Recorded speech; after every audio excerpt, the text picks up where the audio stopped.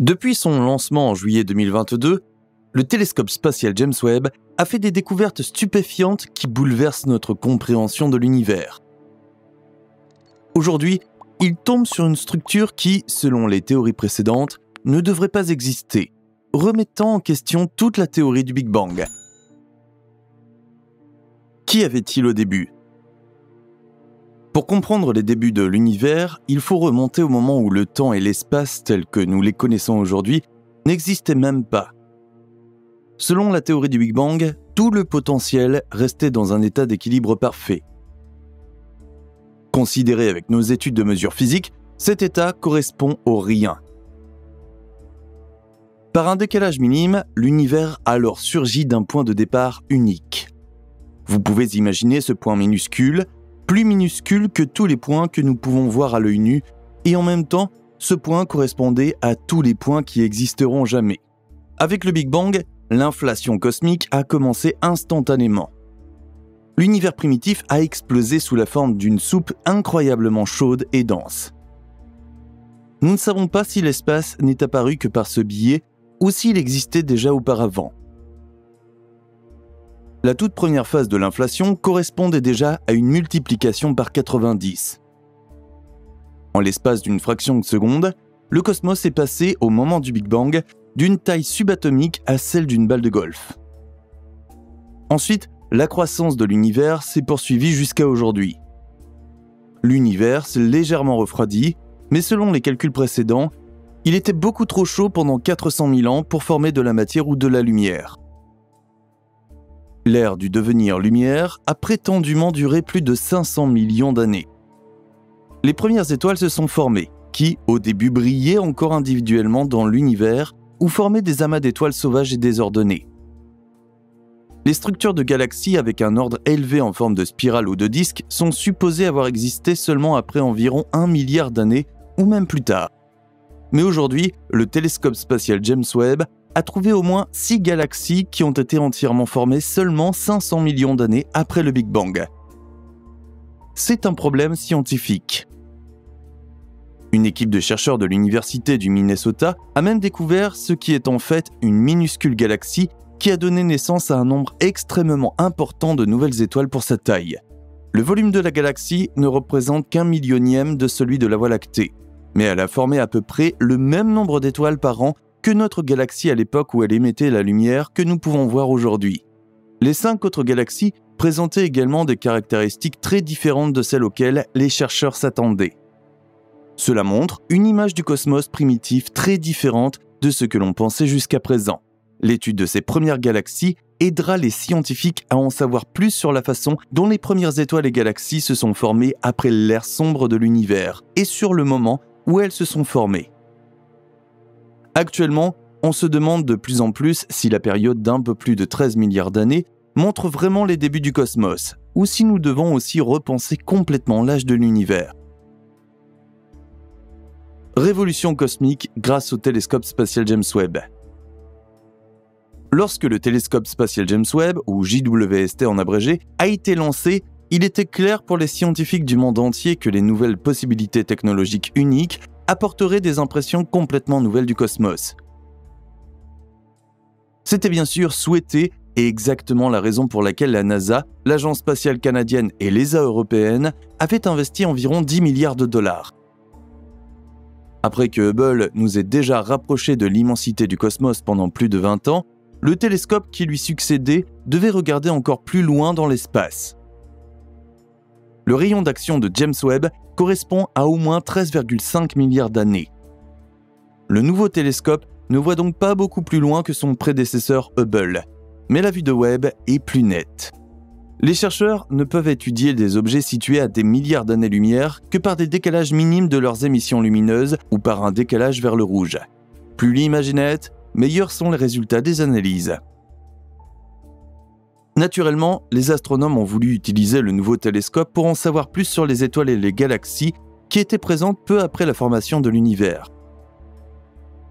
L'étude des premières étoiles et galaxies est l'un des principaux objectifs de la mission JWST. Le plus vieux trou noir. Les scientifiques ont fait une autre découverte sensationnelle avec le télescope James Webb.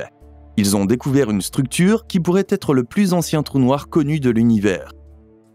Grâce aux capteurs ultra puissants du télescope, les structures qui révèlent la présence d'un trou noir ont été détectées pour la première fois à une époque située à environ 570 millions d'années après le Big Bang, que l'on pensait jusqu'alors.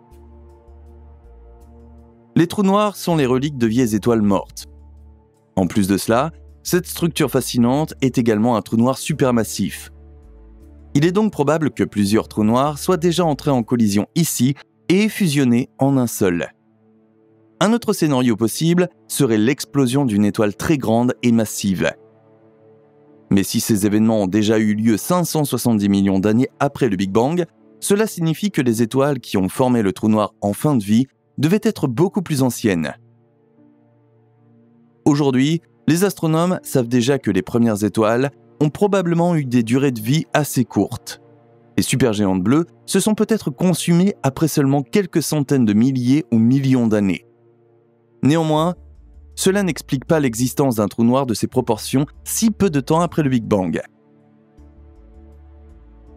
Les 6 galaxies découvertes, qui étaient déjà si bien structurées, brillantes et riches en étoiles au début présumé des temps, parlent également un tout autre langage.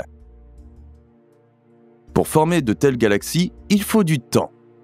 Notre propre galaxie n'était probablement pas plus qu'une collection de quelques étoiles. Puis, un amas d'étoiles s'est formé.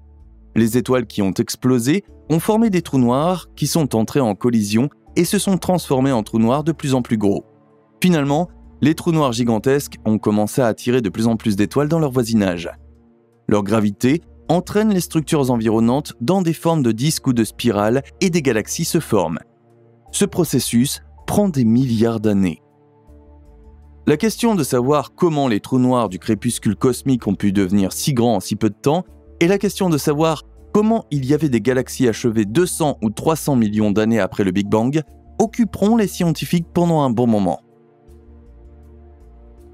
La galaxie CERS 1019. CERS 1019 a déjà été découverte dans les données de Hubble lorsqu'une équipe de scientifiques recherchait les plus anciennes traces lumineuses de la formation d'étoiles. Cette première lumière est appelée émission Lyman alpha dans les milieux scientifiques. Ce rayonnement est produit par l'ionisation de l'hydrogène neutre. Selon les hypothèses précédentes, l'univers primitif a longtemps été rempli d'une nébuleuse d'hydrogène neutre qui empêchait la lumière de se propager. Ce n'est qu'après l'ionisation de cet hydrogène que la lumière a pu circuler librement. Ce processus de réionisation est jusqu'alors aujourd'hui un mystère pour la science et n'a peut-être jamais existé. Toutes les théories et tous les modèles cosmiques sont depuis le JWST au banc d'essai. Il est possible que tout ce que les chercheurs ont supposé jusqu'à présent soit erroné. L'instrument infrarouge extrêmement puissant du JWST a permis d'observer CERS 1019 et le trou noir supermassif de cette ancienne galaxie de beaucoup plus près que Hubble. Et là encore, les chercheurs ont eu une surprise. Les galaxies de cet âge n'émettent normalement de la lumière qu'à partir du début de la formation d'étoiles. Mais cette galaxie présentait des traces de lumière provenant de la formation d'étoiles et d'un trou noir. Le trou noir lui-même n'émet pas de lumière, mais les géantes sombres rassemblent la matière autour d'elles d'une manière très spéciale, et cette matière brille. CERS 1019 a montré les 2 types d'émissions de lumière, et cette circonstance ne devrait pas exister en réalité. Les chercheurs sont maintenant confrontés à des énigmes et à plus de mystères que jamais. Pour plusieurs branches de l'astronomie et de la cosmologie, ces découvertes signifient que des décennies de travail ont disparu, que les thèses doivent être recalculées et les manuels réécrits. Imaginez que vous venez de quitter l'école, votre diplôme en poche, et que vous vous réjouissez. Puis, quelqu'un vient vous dire que tout ce que vous avez appris en physique, en mathématiques et en chimie était une erreur. C'est exactement ce que ressentent les chercheurs du monde entier depuis que le JWST a commencé à envoyer sur Terre des données fascinantes, mais déroutantes. Pendant ce temps, les découvertes étranges ne s'arrêtent pas, elles se poursuivent. D'autres trous noirs d'une taille inhabituelle ont été découvertes dans l'univers primitif. Parmi eux, J1342 plus 0928, découvert 690 millions d'années après le Big Bang et contenant un trou noir supermassif. Le centre de cette galaxie précoce à un quasar a une taille de 800 millions de soleils. Un autre trou noir a été découvert dans la galaxie J0313-1806. Celle-ci existait déjà 670 millions d'années après le Big Bang et possède un trou noir supermassif qui est 1,6 milliard de fois plus grand que le Soleil. Le Big Bang est-il réfuté grâce à lui ? Pour de nombreux astronomes et fans de l'espace, après cette découverte stupéfiante, il est déjà certain que la théorie du Big Bang a été réfutée. Mais le monde de la science résiste jusqu'à présent encore à de telles affirmations. Pendant près de 100 ans, la théorie du Big Bang a semblé cohérente et de nombreuses autres observations, telles que l'expansion de l'univers et les données du rayonnement cosmique de fond, ont semblé confirmer les hypothèses. Les chercheurs ne sont pas tout à fait prêts à abandonner le Big Bang. Après tout, il serait concevable que la naissance de l'univers se soit simplement produite il y a beaucoup plus longtemps. Peut-être notre cosmos a-t-il 15 ou même 20 milliards d'années. Il se peut aussi que l'univers se soit comporté tout à fait différemment au début que ce que l'on supposait jusqu'à présent. Il aurait pu se refroidir plus rapidement, il y aurait eu des étoiles, des galaxies et des trous noirs plus tôt. Actuellement, des équipes de scientifiques du monde entier s'efforcent de concilier les nouvelles découvertes avec les anciennes théories. Nous saurons dans quelques mois, ou peut-être seulement dans quelques années, si cela sera possible ou si le JWST fera définitivement disparaître la théorie du Big Bang. Nous vous remercions d'avoir regardé cette vidéo d'aujourd'hui. Nous espérons que vous avez aimé la vidéo et que vous avez apprécié la conversation. Pour finir, dites-nous ce que vous pensez du Big Bang. La théorie est-elle encore défendable pour vous à la lumière de ces faits ?